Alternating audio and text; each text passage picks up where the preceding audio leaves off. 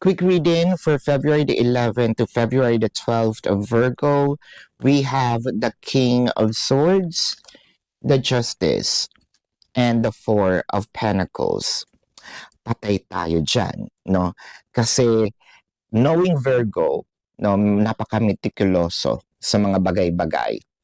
And now that you have your evidence, your proof, I feel like walang kawala ngayon si person, no? You invested your time, energy, no, probably money dito sa iyong project dahil parang feeling mo, no, ang project mo is to get to know the truth, for you to get to have a justice.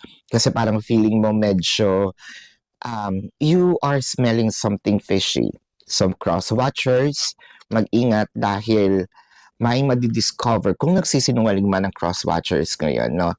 Or kung si person ay merong ginagawang hindi tama, these are the days na masasabi mong sandali, huli ka. I don't know kung may kulong or wala, but this is your quick reading for February the 11th to February the 12th. My name is Daphne, but spirit calls me back.